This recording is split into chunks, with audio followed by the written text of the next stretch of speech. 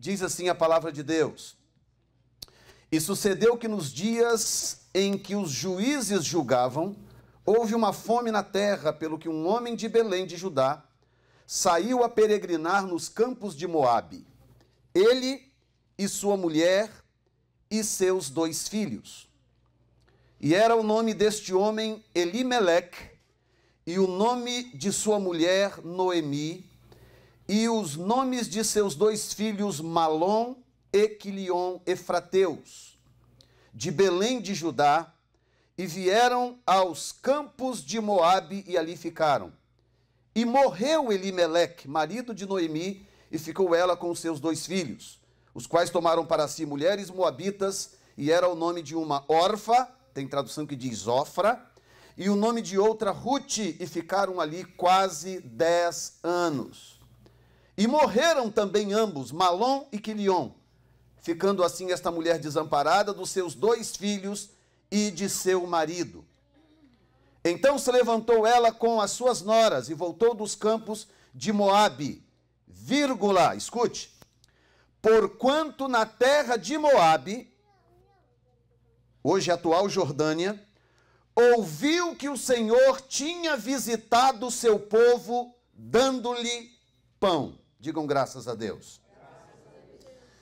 Há um código profético no livro de Rute muito interessante, porque Deus no Velho Testamento, ele pegou a mensagem final e ele foi inserindo nas histórias do Velho Testamento, codificando a mensagem final, de maneira que depois, quando os tempos se consumassem, quando a plenitude do tempo se consumasse e o seu filho viesse, o verbo encarnasse, e então nós entendêssemos o propósito de Deus, porque o propósito de Deus não poderia ser entendido enquanto o verbo não encarnasse.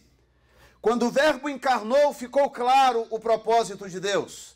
Nós entendemos o propósito de Deus, porque ele veio e ele trouxe, ele sendo a palavra, ele sendo o verbo, ele trouxe a mais confiável palavra que o ser humano poderia ouvir sobre a face da terra. A palavra mais confiável não veio de Moisés, a palavra mais confiável não veio de Josué, a palavra mais confiável não veio de Jó, a palavra mais confiável não veio de Davi, a palavra mais confiável não veio de Elias, a palavra mais confiável não veio dos profetas, a palavra mais confiável veio daquele que é a própria palavra e que foi encarnado e que se manifestou da parte de Deus.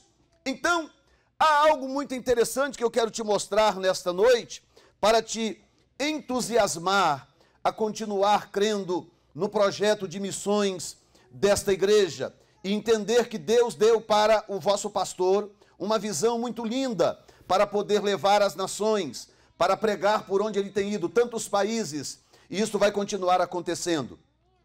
Então o livro está mais ou menos assim. Os personagens têm significado espiritual no campo tipológico do Velho Testamento. Elimeleque é um nome, é um vocábulo, na verdade, a junção de 2 vocábulos hebraicos, que é El e Melech, que é Deus, rei. Então, Elimeleque significa Deus é rei. Portanto, Elimeleque ocupa aqui uma posição de tipo do próprio Deus. Agora, olha que coisa curiosa. Elimeleque representa Deus. Malom e Quilion representam os profetas do Velho Testamento. Eles têm nomes engraçados. Um significa enfermo ou enfermidade, e o outro significa definhar ou definhando. E se você prestar atenção nas mensagens dos profetas do Velho Testamento, a maioria dos profetas do Velho Testamento trouxeram para Israel uma mensagem de juízo, uma mensagem de conserto e juízo caso eles não voltassem atrás ou não se arrependessem. Deus sempre disse para Israel: olha, estou colocando diante de vocês a bênção e a maldição, escolham, pois, a bênção ou a vida para que vivam, a bênção para que vivam. Mas se vocês não fizerem conforme o que eu tenho ensinado, então vocês serão malditos aqui, malditos ali, malditos ao entrarem, malditos ao saírem, e vocês tentarão lutar ou vencer os vossos inimigos, mas fugirão por 7 caminhos e etc, etc. Portanto, Malom e Quilion são figuras dos profetas. Noemi representa a nação de Israel. A nação de Israel é tida no Velho Testamento como a figura de uma mulher. Em Ezequiel, por exemplo, 16, ela é tida como uma prostituta, que Deus encontrou. A parábola é contada a respeito de Jerusalém, mas representando a nação de Israel, como uma nação que foi encontrada pelo Senhor. A cidade de Jerusalém pertenceu aos jebuseus e foi conquistada por Davi. E Deus usa a cidade de Jerusalém como uma metáfora para a nação de Israel. E então a mensagem diz em Ezequiel capítulo 16, dizendo: olha, eu encontrei você pela rua, eu encontrei você por aí, Jerusalém. Você estava completamente destruída, você foi explorada pelos seus amantes, e eu te encontrei, eu te dei um banho, eu te lavei, eu coloquei roupas novas em você, eu coloquei um colar no teu pescoço, eu coloquei pendentes nos teus ouvidos, eu te passei perfume, eu te banhei, te dei roupas novas, e quando você estava linda, cheirosa, você se esqueceu de mim, você me abandonou. Então, Deus trata a nação de Israel tipologicamente como a figura de uma mulher. Portanto, Elimeleque representa Deus, Malom e Quilion os profetas, Noemi representa Israel. Agora veja bem, Orfa representa a igreja infiel, porque tanto Orfa quanto Ruth eram gentílicas, elas não eram do povo de Israel, eles pertenciam a um outro povo, os moabitas, e Orfa é aquela que se aproxima de Noemi,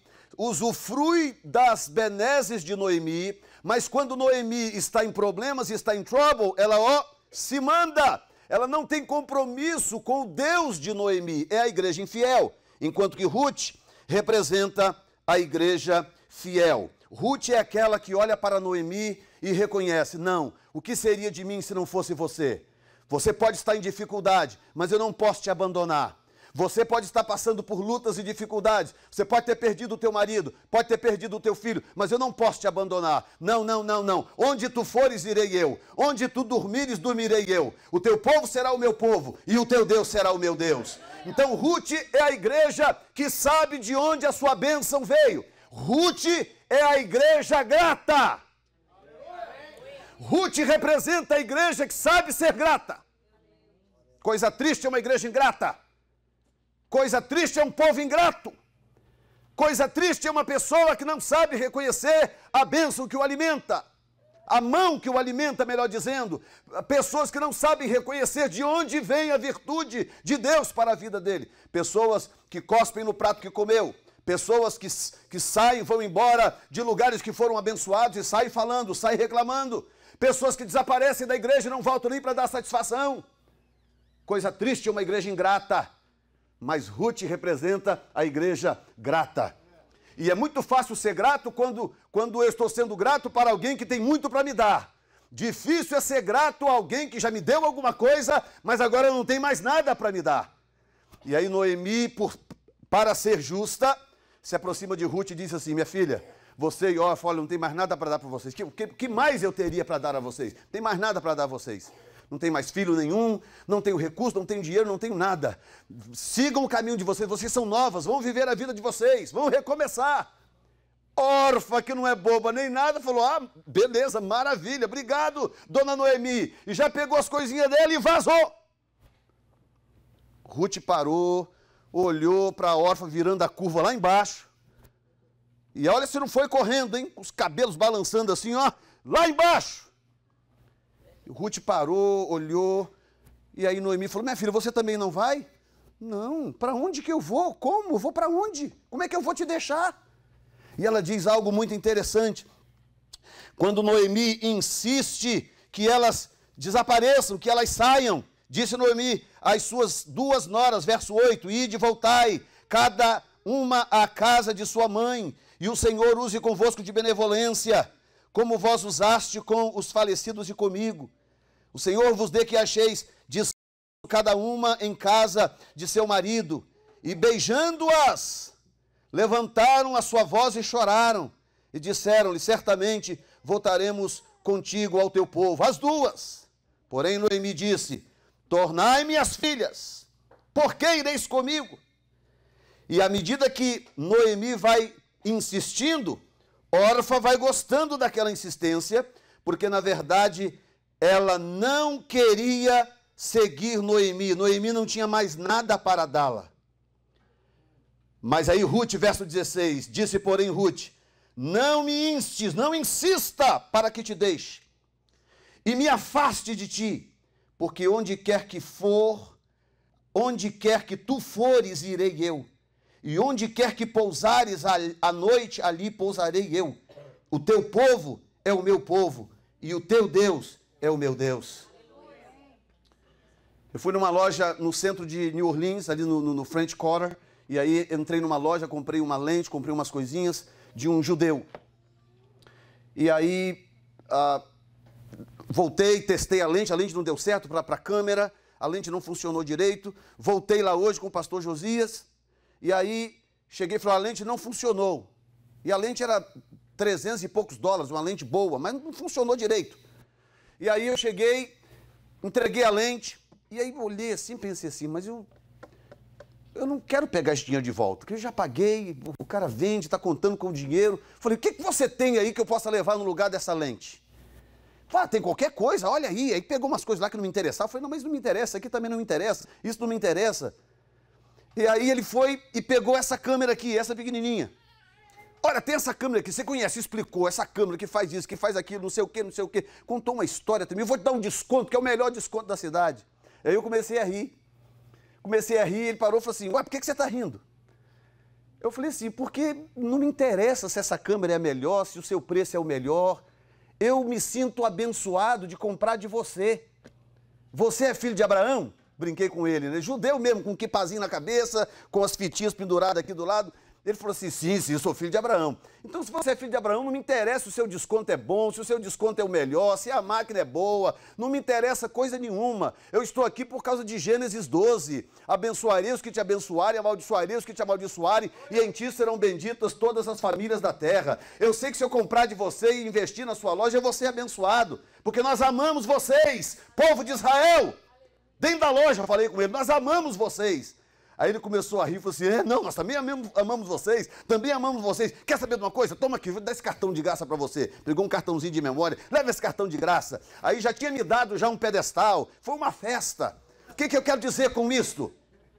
O que eu quero dizer com isto? A igreja missionária, acima de tudo, escute bem, acima de tudo a igreja missionária é uma igreja que ama Israel.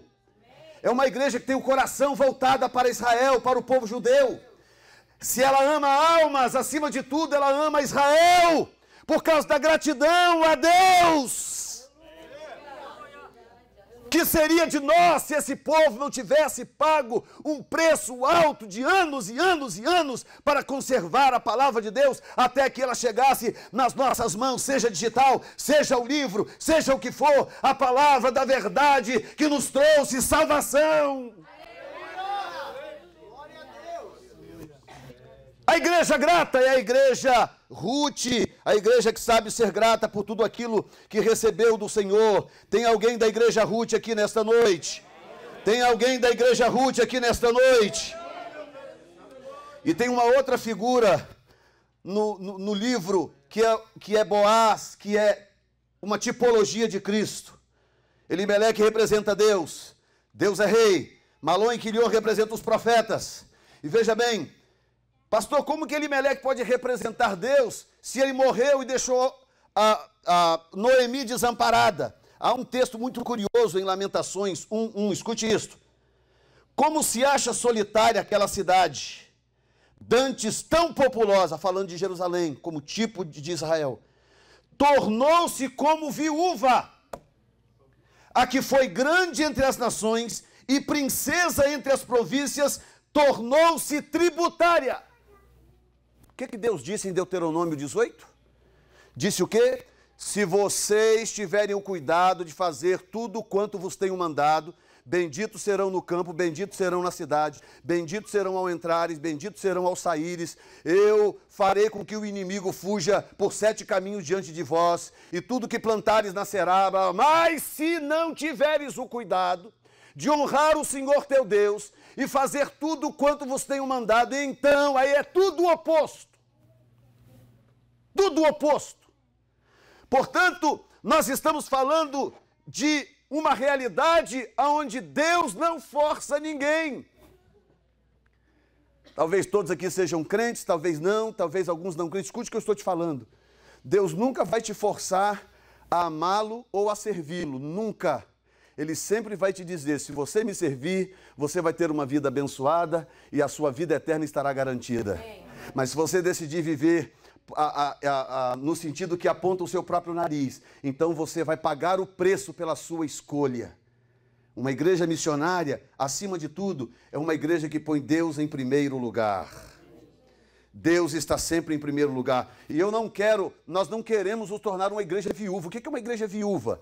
Igreja viúva são algumas que eu já vi por aí, que você entra, acontece de tudo na igreja, tudo. Tem liturgia, tem instrumentos caros, tem música, tem alguém pregando, tem alguém cantando, tem alguém falando, tem tudo, tem cadeira, tem ventilador, tem ar-condicionado, tem carpete, tem tudo na igreja, mas não tem Deus. Tem tudo menos Deus, então é uma igreja viúva. Assim como Noemi representa Israel. Chegou um ponto em que Deus disse, quer saber de uma coisa? Eu vou deixar você viúva por um tempo para você aprender. E olha a situação de Israel hoje. Uma nação que já viu milagres incontáveis. Um povo que já viu a glória de Deus de forma tão clara e cristalina. Agora vive como se fosse uma viúva. Por quê? Porque não valorizou, não colocou Deus em primeiro lugar. Quem está entendendo? Enquanto que Ruth representa não a substituição, mas aquela que temporariamente ocupa aquele lugar de prazer, aquele lugar de honra dado por Deus. E olha bem o restante do texto. Quando chega no versículo 6, diz assim, então se levantou ela com as suas noras e voltou do campo de Moabe, porquanto na terra de Moabe ouviu que o Senhor tinha visitado o seu povo, dando-lhe pão. Então olha bem como que o livro é profeticamente, simbolicamente um resumo dos evangelhos. Noemi representa Israel. Israel é aquela que perde o seu Senhor. Fica viúva, é uma nação viúva, sem intimidade com Deus, sem relacionamento com Deus. No final do cativeiro de Judá, que eles voltam para a terra, a partir daquele momento Deus diz assim, olha, eu não falarei mais contigo. Deus usa Ageu e Malaquias. E quando Deus termina de falar através de Malaquias, Deus diz assim, não falarei mais contigo. Agora escute bem. Se esse irmão disser para esse pastor aqui, não falo mais contigo, talvez ele consiga ficar aí, talvez 1 ano, 2 anos sem falar com ele, talvez. Se ele tiver o coração mais mole, 1 semana, 2 semanas. Se essa irmã disser para Marcelo, não falo mais contigo, daí 2 semanas já estão se falando. Mas quando Deus virou para Israel e disse assim, não falo mais contigo, passaram-se 400 anos. 400 anos Deus calado de Malaquias até Mateus. 400 anos, Deus calado, Deus falou, não falo mais contigo. Esta é a última mensagem que eu te dou, não falo mais contigo. 400 anos. E durante esse período chamado interbíblico de 400 anos, Israel viveu uma das suas maiores tribulações da história. Uma das maiores tribulações da sua história, considerada ainda pior do que a tribulação do ano 70, só não pior do que a chamada grande tribulação que o Senhor Jesus profetizou no livro de Mateus, capítulo 24. Quando Antíoco Epífanes, um dos reis do Império Dividido grego, invadiu Jerusalém, escravizou o seu povo, cobrou tributo da nação, lembra lá de Lamentações 1:1? Cobrou tributo da nação, profanou o templo, sacrificou um porco sobre o altar, pôs fim ao culto de Israel. E aquela nação que era poderosa, brilhante, cheia de Deus, que viu milagres, o mar abrir, que viu o rio abrir, que viu a glória de Deus, que viu a nuvem da glória sobre o tabernáculo, que viu maná cair do céu, que viu milagres acontecer, agora estava 400 anos sem saber o que era a voz de Deus. Mas aí diz o texto, depois que Noemi perdeu o marido, depois que os 2 filhos morreram, ou seja, depois que os profetas se calaram, depois que Deus se ausentou, depois que ela ficou viúva, diz o texto que lá em Moabe, sinônimo de deserto, sinônimo de desamparo, diz lá em Moabe, elas ouviram que Deus havia visitado o seu povo dando-lhe pão. Dando-lhe pão. Quem não lembra de Jesus, de uma forma linda, João 6,51, Jesus vem dizer, eu sou o pão vivo que desceu do céu. Se alguém comer desse pão, viverá para sempre. E o pão que eu der é a minha carne, que eu darei pela vida do mundo, diz o Senhor. E aí começa a história do Evangelho. De repente, 400 anos depois, ouve-se que Deus visitou o seu povo dando-lhe pão. E não é um pão qualquer, é o pão vivo que desceu do céu. Oh, maravilha! Porque até então eram homens como eu, como Josias, como pastores aqui, pastores ali, irmão obreiro, qualquer irmão desta igreja, qualquer servo de Deus, homens comuns, profetas, que andavam pela terra, dizendo assim diz o Senhor, assim diz o Senhor, assim diz o Senhor. Mas agora não, agora era o próprio Senhor, encarnado, verbo vivo, andando dizendo, assim te digo eu, eis que te digo, porque era a própria voz de Deus andando sobre pernas. Amém. Aleluia. Deus visitou o seu povo dando-lhe pão. E ele diz aqui, quem comer desse pão, o que você acha que motiva o pastor Josias sair por aí, viajar por aí, largar a família para trás, a igreja às vezes, viajar, vai aqui, vai ali, e pensa que é turismo? Não, não. Vai chegar no Chile, dias depois tem que pegar um carro, dirigir não sei quanto tempo, não sei para onde. É assim. Sei quantos dias na Índia, bebendo água suja, comendo sabe lá Deus o quê? Tudo isso para poder ir e dizer para os outros que Deus já visitou o seu povo, dando-nos pão. Que você não precisa ter fome, você não precisa passar fome espiritual, porque Deus já nos deu pão, Deus já nos deu alimento espiritual, o nome dele é Jesus. Digam graças a Deus. Aí o que acontece? A história vai se desenvolvendo, não dá tempo de contar a história toda, mas a história vai se desenvolvendo, até o momento em que Noemi e Ruth voltam para Belém, não é qualquer lugar, para Belém. Os filhos eram chamados de efrateus, portanto eram efratas, elas eram do mesmo lugar aonde nasceria Jesus.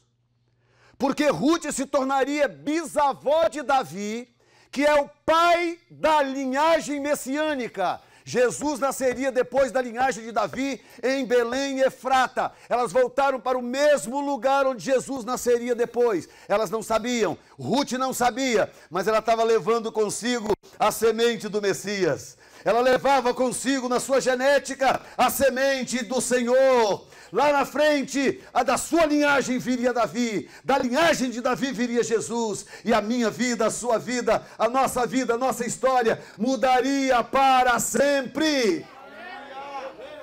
Aleluia. E a história desta moça é uma história tão maravilhosa. E eu quero terminar com um detalhe só. Nós poderíamos aqui seguir, acredite, mas por causa de horário e outras coisas, eu quero te mostrar uma coisa muito simples, muito interessante. Talvez a história você já conheça, você já saiba como que se deu a história de Noemi e de Ruth. Agora pega a sua Bíblia, eu quero ler algo contigo.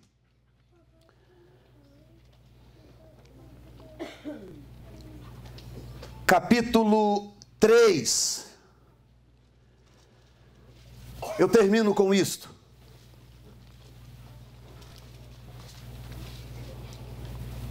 Diz assim: e disse-lhe Noemi, sua sogra, minha filha, não hei de eu buscar descanso para que fiques bem? Ora, pois não é Boaz, com cujas moças estivesse de nossa parentela? Eis que esta noite padejará a cevada na eira. Vai limpar a cevada na eira. Lava-te, pois. Diga, lava-te. E unge-te, diga, unge-te. E veste as tuas vestes e desce à eira. Porém, não te des a conhecer ao homem, até que tenha acabado de comer e beber. E há de ser que, quando ele se deitar, notarás o lugar em que se deitar, e então entra e descobrir-lhe-ás os pés, e te deitarás, e ele te fará saber o que deves fazer. Outro texto, rapidamente, no capítulo 4, versículo 7. 4, 7, me ajuda, rápido. Havia, pois, já de muito tempo este costume em Israel, quanto a remissão e contrato, diga remissão e contrato. Agora, olha bem o costume. Para confirmar todo o negócio, que o homem descalçava o sapato e o dava ao seu próximo, e isto era por testemunho em Israel. Agora, veja bem, que coisa impressionante. Quem lê esse texto e ouve o conselho de Noemi para Ruth, se não conhece a história, não conhece o pano de fundo judaico, acha que Noemi está dando um conselho estranho para Ruth. Acha que Noemi está dando um conselho para Ruth seduzir Boaz. Não tem absolutamente nada a ver com isso. O que Noemi diz para Ruth é o seguinte: quando Ruth vem e conta para Noemi as benesses que Boaz fez com ela quando ela estava catando do chão, porque naquela época o estrangeiro podia só catar do chão que caía. E aí ela vai, conta para Noemi. Noemi diz assim: olha, então você vai fazer o seguinte: quando ele estiver trabalhando, limpando a cevada na eira, depois que ele estiver cansado, que ele for descansar, você vai procurar onde ele está descansando deitado, você vai descobrir o pé dele e vai deitar aos pés dele. Aí ela diz assim: ele te dirá o que fazer. Noemi diz para Ruth. Ora, Ruth não tem a menor ideia do que Noemi tem em mente, porque Ruth é estrangeira. Noemi sabia o que estava falando, Ruth não sabia. Mas Ruth era obediente. Diga comigo, obediência é o segredo. Dorme não, diga comigo, obediência é o segredo. Quando você receber uma orientação de Deus, através da sua liderança, faça, mesmo que você não entenda. Faça, obediência é o segredo. Aí Ruth vai e faz. Quando Boaz está cansado, está deitado lá dormindo, ela vai e descobre os pés de Boaz e deita aos pés dele. Quando ele acorda depois e vê Ruth deitada ao pé dele, com o pé descoberto, ele já entendeu tudo por causa do costume do versículo 7, capítulo 4, versículo 7. O costume era o seguinte: quando você queria firmar qualquer contrato de remissão, o que você fazia? Você tirava o sapato do pé, expunha o pé, botava o pé à mostra, pegava o sapato do pé e entregava para a pessoa para quem você estava entregando o direito de remissão. Esse era o costume. Então você entregava. Pode pegar que não tem chulé. Escute bem. Ao entregar o sapato para ele, você estava dizendo simbolicamente: eu estou com o meu pé descoberto, porque eu reconheço em ti a autoridade para firmar esse contrato, e eu reconheço em ti o dom ou poder ou a autoridade para remir. Era isso que estava contido nesta atitude. Então, Ruth não sabia, mas Noemi sabia. E ela falou assim, quando ele acordar, que ele te vê ali, ele te dirá o que fazer. E não dá outra. Quando Boaz acorda, que ele vê Ruth ali, ele fala com ela, bom, eu sei o que você está querendo. Você está querendo ser remida. É, meu senhor, porque eu sei que tu és remidor. Aí Boaz diz assim, não, realmente eu sou remidor. Mas tem um antes de mim. Tinha um parente da família que era antes dele. E ele dizia, eu só posso te remir se ele não quiser te remir. E aí o capítulo 4 é exatamente isso. Ele se encontra com o homem e diz para o homem, olha, tem a família de Noemi e ela tem uma nora chamada Ruth, uma moça decente, e é seu direito remir esta família, você quer remir? Só que o rapaz já era casado. Ele diz, não posso. O que ele faz? Tira o sapato do pé, entrega na mão de Boaz e sai com o pé descalço. E aquilo era testemunho de que Boaz tinha autoridade para ser o remidor. Escute bem o que eu vou te dizer. Por que você acha que quando alguém tinha um encontro com Deus, quando Moisés encontrou-se com Deus na sarça ardente, Deus disse, tira a sandália do teu pé, porque esse lugar é santo. O que Deus estava tentando fazer? Deus estava dizendo para Moisés, tira a sandália do teu pé, porque com este ato você entrega na minha mão a autoridade para remir Israel. Quando Josué encontrou-se com o anjo do Senhor antes de Jericó cair, e Josué não sabia muito bem o que estava acontecendo, porque aparentemente não tinha aparência de anjo, porque senão ele não perguntaria, e Josué vem e diz, és tu dos nossos ou dos nossos inimigos? E aí o anjo não diz nem uma coisa nem a outra. Ele diz assim, não, eu sou do exército do Deus vivo. Tira a sandália do teu pé. Tira a sandália do teu pé. E Josué conhecia o costume. O que é que diz o texto?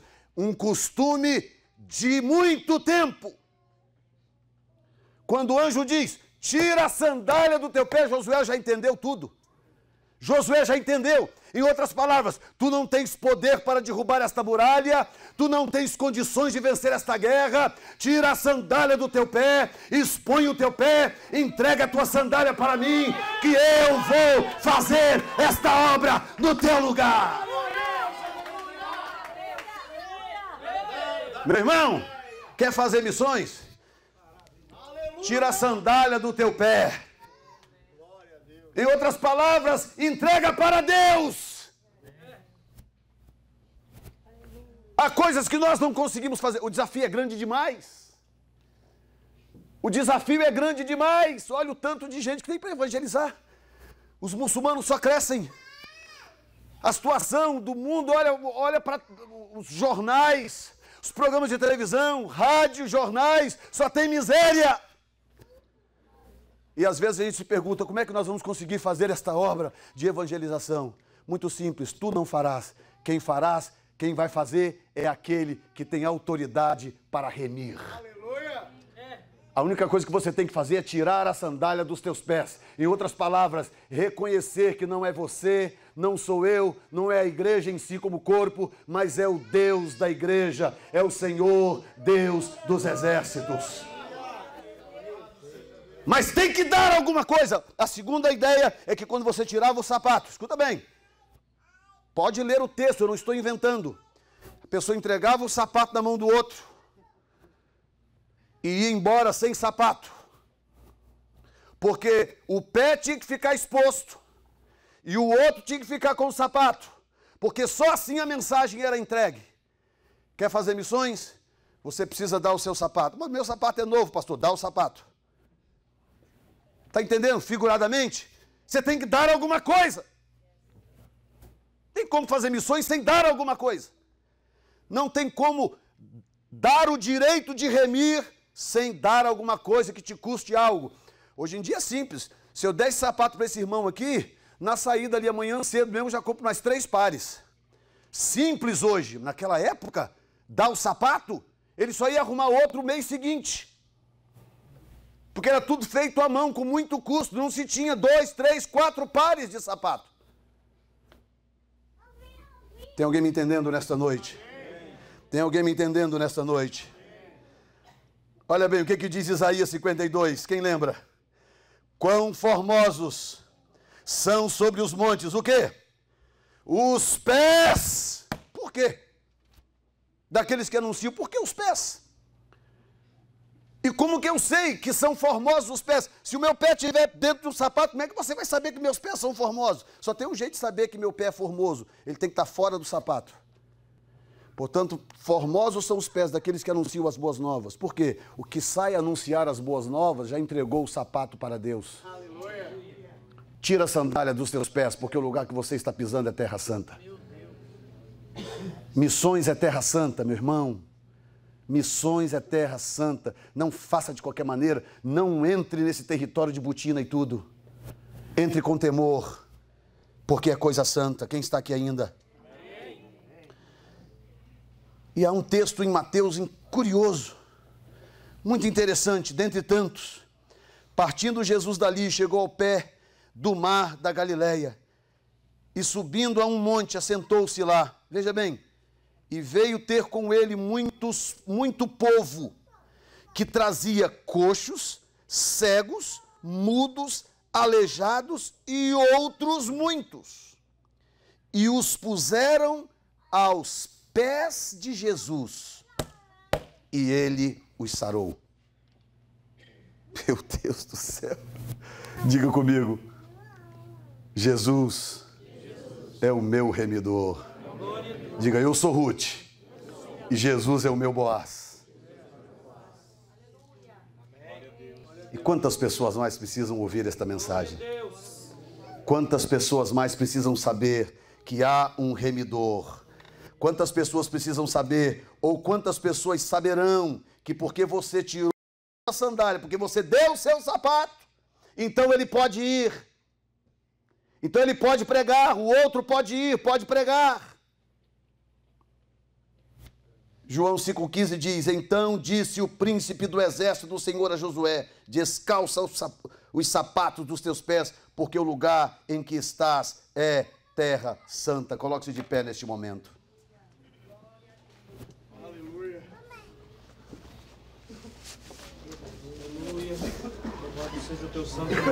Ruth é a igreja grata. Ruth é a igreja que sabe que não tem direito. Ruth é aquela igreja que quando Jesus disse assim, eu não vou pegar o pão dos filhos e lançá-lo aos cachorrinhos, não fica magoada, não fica triste, não foge da igreja, para de vir aos cultos. Não, Ruth é o tipo da igreja que quando Jesus diz isso, ela responde, sim, Senhor. Mas os cachorrinhos também comem das migalhas que caem da mesa dos seus senhores. É uma igreja quebrantada. É uma igreja que não teme a nada e nem a ninguém senão o Senhor. Você está me ouvindo, meu irmão? Ruth é uma igreja que não teme a nada e nem a ninguém senão o Senhor. Você está com medo de Donald Trump, não está? Está morrendo de medo do Donald Trump, não é verdade? Ele não é maior do que o teu remidor. Quem tem um remidor aqui nesta noite?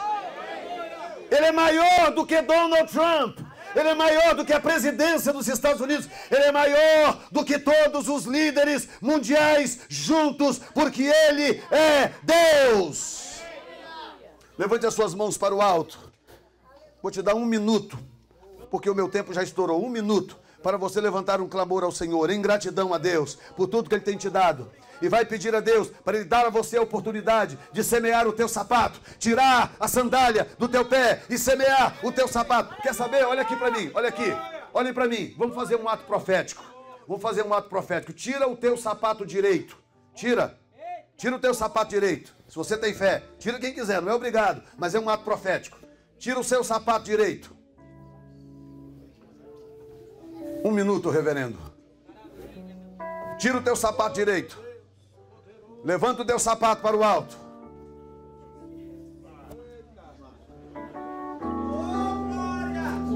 E diga comigo, Senhor, eu sei que isso é apenas simbólico. É apenas simbólico. Mas ao fazer isto, Senhor, eu reconheço que eu não tenho forças, eu não tenho condições, eu não tenho capacidade para ir além, para fazer o que precisa, para ganhar almas, para fazer missões. Então eu tiro o meu sapato e dou para aquele que é o verdadeiro remidor. Eu entrego para ti, Senhor. Eu tiro o meu sapato, meu Deus, porque o lugar em que eu estou é terra santa. Aleluia!